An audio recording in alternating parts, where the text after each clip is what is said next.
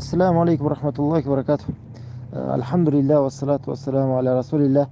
Урматтуу угуп турган менин бир тууганым, ушул бир маселе өтө маанилүү, ар бир мусулманга маанилүү болгон маселе боюнча айтып кетейин дедим эле. Осуят катары биринчиден өзүмө эскертүү, ошондой эле угуп турган бир тууганым сизге дагы эскертүү катары биз билишибиз керек болот. Биздин динибизде деген Аллах Таала бизге өзүбүздүн динибизди жана дүнүйөбүздү, өзүбүздүн напсибизди жана үй бүлөбүздү сактай турган баардык жолдорду бизге динибизде өзүбүздүн шариятыбызда бизге Аллах Таала орнотуп берген. Жана ошол эгер динибизди кармана турган болсок, ушул динибиз биздин эң баалуу нерсебиз. Ушул динге бекем карманып, азуу иштерибиз менен бекем кармана турган болсок, бул дүйнө акырет бактылуулукка жетебиз. Жана ушул биздин динибизде Аллах Таала бизге буйрук кылган нерселерден бул деген мусулмандардын өлкөсүндө жашоо, мусулмандар менен бирге болуу, мусулмандардын жамааттан бөлүнбөй бирге болуп туруу. Жана Аллах Таала бизге деген капырлар мамлекетинде болууну же болбосо капырлар мамлекеттерине бир сапар менен барууга деген Аллах Таала бизге тыюу салган.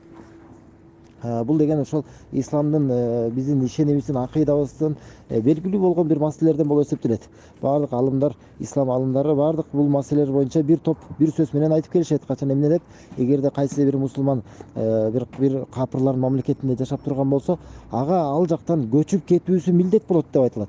Буга далил мисалы Аллах Таала Куранда айткан, минтип айтат Аллах Таала Куранда: "Инналлазина таваффахул малаикату залими анфусихим калу фима кунтум" дейт.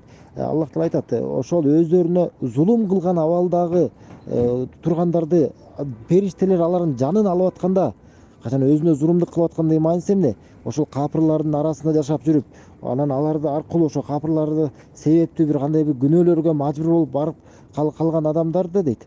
Ошолор өздөрүнө зулумдук кылып, күнөө кылып аткандарды. Качан периштелер келип аларды жандарын чыгарып атканда, алардан сурашат: "Фима кунтум" дейт, "Силер кандай абалда болдуңар эле? Силердин абалыңар кандай эле?" дегенде айтышат алар: "Кунна мустадафина фил ард" дейт. Алар айтышат: "Биз жер жүзүндө биз өтө алсыз элек" дейт. Ошондо аларга периштелер минтип айтышат: "Алам такун ардуллахи васиатан фатухажиру фиха". Ал эми силерге эмне? Жер, Аллахтын жери силер үчүн кенен болгон эмес беле? Силер үчүн кенен эмес беле? Алдын үстүнө деген силер көчүп кетишиңер үчүн, хижрат кылып кетишиңер үчүн дейт. Фаулайка махва жаханнам саат масарел. Жана булардын бара турган жери тозок болот дейт. Жана кандай гана бул жаман бара турган жер дейт. Деп туруп Аллах айтат, Аллах Таала: "Иллал мустадафина минар риджали ван ниса вал вилдани ла ястатиду хилата ва ла яхтадуна сабила" дейт. Бир эле алсыз болгон бир эркектер же болбосо аялдар же болбосо жаш балдар дейт. Качан алар өздөрү бир кандай бир айла таба албай же болбосо жол таба албай калгандар дейт. Мына ушуларды Аллах Таала буларды кечирип коет дейт. Мына булар кандай эмне ушундай коркутуу аларга кайрылбайт. Мына булар деген тозок болбойт, буларга жок, булар деген күнөө болбойт деген мааниде. Качан экен эгерде адам деген ошол капырлар мамлекетинде жашап турган болсо жана көчүп кетүүгө, ал жактан мусулмандар мамлекетине көчүп кетүүгө аргасыз, эгерде мүмкүнчүлүгү болбосо, мисалы мүмкүн кандай бир мүмкүнчүлүгү, акчасы жетпегендиктен же болбосо ден соолугуна байланыштуу же болбосо бир саясий бир абалга байланыштуу, эгерде же болбосо мусулмандар мамлекети өтө алыс болгондуктан жол таба албай ушундай боло турган болсо, мына бул адам эле ушундай бир эркек болобу, аял болобу, каарыган киши болобу, ким болбосун эмне, буларга күнөө болбойт. Эгерде чынында эгерде Аллах Тааланын алдында чынчыл болуп туруп, анан чынында жол таба албаган болсо, мүмкүнчүлүгү болбосо, ал эми кайсы бир мусулман капырлар мамлекетинде жашап туруп, жана анын көчүп кетүүгө мүмкүнчүлүгү бар болуп туруп, бирок ошол жакта кала берген болгон болсо, бул адам биздин динибизде деген чоң күнөөкөр болуп эсептелет. Жана мунун абалы өтө кооптуу. Жана пайгамбар саллаллаху алейхи вассалам минтип хадисте айткан: "Ким эгерде капырлар менен, ошо мушриктер менен чогуу жашап, чогуу алар менен бирге болуп жүргөн болсо, ал ошолордон" деп айтып койгон. Башка хадисте минтип айткан пайгамбар саллаллаху алейхи вассалам: "Ар бир мушриктер менен, капырлар менен бирге жашап жүргөн мусулмандан мен баш тартамын" деп айткан. Көрүсүздарбы, мына ушул буга чейин биз келтирген аят, Аллах Таала мына кандай алардын жанын алып атканда периштелер кантип аларга кайрылат экен. Ал жерди, Аллахтын жери силер үчүн кенен эмес беле ал жака көчүп кетишиңер керек деп. Жана пайгамбар саллаллаху алейхи вассалам да баш тартып жатат. "Мен андан баш тартамын" дейт. Эмне себептен?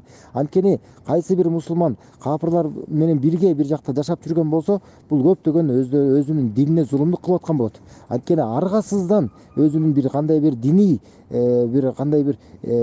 өкүмдөрдөн деген баш тартыш керек болуп калат. Мисалы, динин толук түрдө аткара албайт, динин толук түрдө ачык карманып жүрө албайт. Мисалы жамаат намаздар дегендер жок болуп калышы мүмкүн, бара албай калышы мүмкүн, же кысым болуп калышы мүмкүн, же болбосо мисалы азандарды укпайт, же болбосо өзү мисалы ачык мисалы көчөлөрдө динди айтып жүрө албайт, башкалардын мисалы силердин диниңер деген туура эмес, Аллахтын динин кармаңыла деп ачыктагы исламга чакыра албайт. Ошондой эле мисалы кыздары же болбосо аялдары дагы эмне болот, мисалы хиджабтагы жолокту тагыза албай жүрүшү мүмкүн. Ошол себептен аргасынан ушундай кандай бир дин жактан деген эмне кандай бир жана уступка деп коебуз, ошондой алар тараптуу көздөй бир алсыздык көрсөтө баштайт да. Ошол себептүү ушундай кооптуу абалдар көп болгондуктан бизде динибизде буйрук кылынган кайсы бир мусулман капырлар мамлекетинде жашап жүргөн болсо ал жактан көчүп кетүүсү милдет кылынган. Анан эмнесине карасаңыздар, эгерде ошентип ага дагы баш ийбей, эгерде ага дагы моюнсунбай, эгерде ушундай бир мусулман бир тууганыбыз кала берген болсо, кандай гана кооптуу абал да, кандай гана кооптуу абал. Канча деген үлгүлөр бар, канча деген мисалдар бар. Кайсы бир мусулмандар ошо капырлар менен бирге жашап жүрө берип, кийин бара динди таштап салгандар болгон. Же болбосо ошол капырлар менен аралашып кете берип, алардын бир туура эмес ыплас иштери деген ал адамга жөнөкөй көрүнө баштаган. Эгерде кайсы бир адам бир күнөө иш менен, бир капырлык иш менен ыраазы боло турган болсо, ал адам ошону кылгандай эле болуп эсептөө күнөөнү алып калат. Канча деген ошолордун ошо капырлардын арасына жүрүп келип, ошол жого жүргөндөрдүн арасынан айынан дагы канча деген туура эмес мисалы капырлардын майрамдары, капырлардын бир кийимдери, кандай бир ишенимдери, ырым-жырымдары, бир салт салтанаттары эмне мусулмандардын арасына кирип кеткен.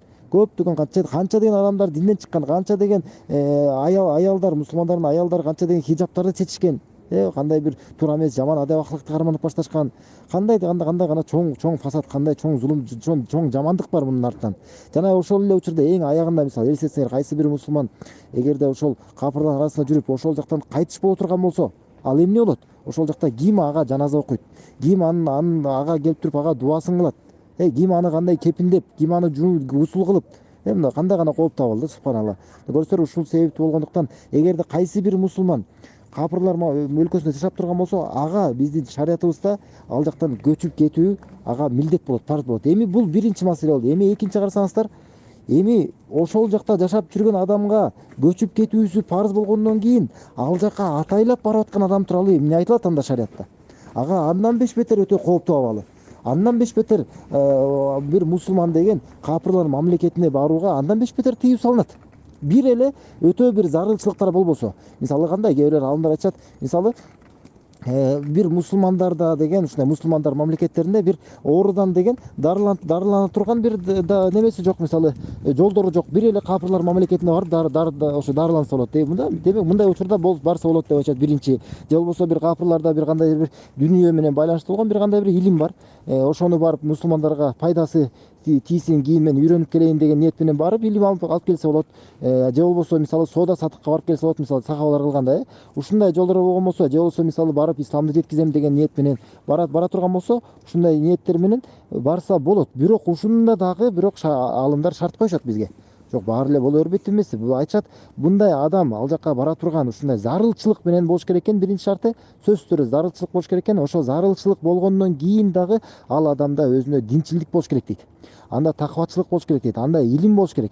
Ал жака барганда, капырлар мамлекетине барганда, алардагы болгон шек күмөндөрдү көрүп деген ошол жака толугу менен чөгүп кетип, анан динден, исламдан чыгып кетип, капыр болуп кетпегидей боло тургандай өзүндө илим болуш керек. Ошондой эле динчилиги, таквалыгы болуш керек. Ал жака барганда капырлардын күнөө кылып аткандары жер жүзүндө кандай өздөрү мына акырет болбогондой, эсеп кысап болбогондой, каалашынча күнөөлөргө батып жүргөндөрүн көрүп дагы берки дагы шайтанга азгырып, ал дагы күнөөлөргө түшүп кетпегидей болгон адамда таквачылыгы болуш керек деп ушундай шарттарды коюшат. Эгерде ушундай боло турган болсо, анда болот деп айтат, бирок ошондо дагы өтө кооптуу. Өтө кооптуу абал. Ал эми кайсы бир мисалы бүгүнкү учурда көбүнчө кайсы учурга барышат? Эми акча таап келейин, иштеп келейин деп барышат. Эми бул чынында айтканда бул эмне Аллах Тааланын алдында эгерде чыныгы мына карап айта турган болсок, эмне болот? Бул деген жөн эле дүйнөнүн артынан азгырылгандык. Биз эми бияктан мына өзүбүз тандашыбыз керек. Бизге эмне баалуу? Биздин динибиз баалуу болобу же бизге дүйнө баалуубу? Пайгамбар саллаллаху алейхи вассалам хадисте айткан, кимдин анын гамы, анын болгон умтулуусу акырет боло турган болсо дейт, акырет боло турган болсо, анда Аллах Таала ага деген анын амалдарынын баарысын оңдоп коет дейт. Жана байлыкты дейт. Жана байлыкты анын жүрөгүнө орнотуп коет дейт. жана дүнүйө ал өзү эле мунун артынан келе берет дейт. Ал эми кимдин деген анын камы, кимдин болгон умтулуусу эгерде бул дүнүйө эле болгон болсо дейт, бул дүнүйө болгон болсо, анда деген бир кайсы байлыктар дүнүйө болсо, анда эмне? Анын дейт, Аллах Таала бунун эки көзүнүн ортосуна кедейликти коюп коет дейт. Кандай гана байлыкка жетпесин дагы кедей болуп, тойбой эле кайра умтула берет. Жана анын амалдарын чачыранды кылып салат дейт. Жана ал дейт, өзү Аллах Таала жазгандан башка эч нерсеге кошумча жетпейт, эч нерсеге. Эми ошондуктан биз карайлы, мына бул кыска болгон бул жашообузда, бул дүнүйөдө кыска эле бул жашайбыз. Анан эмнеге биз мына ушул арзыбаган бир дүнүйөгө биз динибизди өзгөртүп салабызбы? Биз динибизде бул дүнүйөбүздүн акыретибиздин бактылуулугу турган. Ушуну кантип биз алмаштырып салабыз бир дүнүйө байлыктары үчүн? Мусулмандар мамлекеттеринде жашап туруп деле ушундай акча табылса болот. Ырыскы бизге Аллах Таала бизге жазган. Андан көбүн дагы андан аз ала албайбыз биз. Ырыскы деген бул артыбыздан келе турган өлүм сыяктуу. Андан биз качып кутулуп кете албайбыз. Ошондуктан биз динибизди ойлонолу. Динибизди ойлонуп, өзүбүздүн динибизди карайлы, өзүбүздүн үй бүлөбүздүн динибизди карайлы. Анткени кээ бир учурларда адам өзү эле кетпейт, акча тапканга үй бүлөсүн дагы ала кетишет. Үй бүлөсүнүн дагы алардын дагы динин өтө ушундай кооптуу абалга таштап, мына Аллах Таала Куранда айтып атпайбы бизге? Дейт. Ыйман келтиргендер дейт. Өзүңөрдү жана үй бүлөңөрдү тозоктон сактагыла деп атат. Мына Аллах Таала бизге буйрук кылган тозоктон өзүбүздү сактаганга, жана өзүбүздүн үй бүлөбүздү дейт. Жана ал тозоктун отуну дейт. Ал тозоктун отуну адамдар жана таштар болот дейт. Мына ушундай тозокко алып бара турган, кандай бир динди адамдын динин буза турган баардык себептерден биз сак болуп, алыс болуп, өзүбүздү ошол аркылуу биз тозоктон сактап калышыбыз керек болот. Ошондуктан өзүбүздүн динибизге көңүл буралы, мына ойлонолу. Мына өлүм сөзсүз түрдө мына баарыбызга келип калат. Мына ошол келгичекте мына биз эмне, кандай абалда жүрөбүз? Биз эмне, акыретибиздин умтулуубуздун баары акыретпи? Же болбосо мына бул арзыбаган, бул убактылуу болгон бир эч нерсе Аллах Тааланын алдында деген бир чымындын канатына дагы арзыбаган бул дүнүйөгө ушуга эле умтулуп эле мына жашообузду ушу менен өткөрүп салабызбы? Ошондуктан бир тууганым, угуп турган болсоң, мына Аллах Таалада мына аяттарды уктуңуздар, мына пайгамбар саллаллаху алейхи айткан хадистерди угуңуздар. Мына ушуга биз мусулман болгондуктан биздин милдетибиз сами'на ва атана дейбиз. Биз уктук жана баш ийебиз деп. Мына өзүбүздүн динибизди бир кандай бир жеңил нерсе катары көрбөйлү. Биздин динибиз биз үчүн эң баалуу нерсе. Динибизди бир кооптуу, ушундай бир коркунучка таштап койбойлу. Биз динибизге көңүл буралы. Жана ким эгерде кайсы бир мусулман ушундай бир капыр мамлекетине барып эгерде дүнүйө үчүн арзы бир ушундай бара турган болсо, эмне болот? Бул албетте, бул сөзсүз бир шек жок, бул өзүнүн деген динин өтө кооптуу бир абалга таштап салган болот. Канча деген учурлар бар, ошол жака барып, жана анын айынан динден чыгып кеткендер бар. Же болбосо такыбалыгы алсыздап калгандар бар. Намазды таштап салгандар бар. Арамдарга терең чогуп кирип кеткендер бар. Ошондуктан бир тууганым, угуп турганыңыздар болсоңуздар, Аллах Таала баардыгыбызга туура түшүнүктүү берген болсун. Жана мындай туура эмес иштерден, Аллах Таала арам кылган нерселерден Аллах Таала баарыбызды алыс кылып, жана акыйкатты акыйкат кылып көрсөтүп, анын артынан эрчегенге насип кылып, жана адашууну адаш кылып көрсөтүп, андан алыс кылууну бизге жардам берип насип кылган болсун. Субханакаллахумма ва бихамдика, ашхаду ан ла иляха илля анта, астагфирука ва атубу илейк.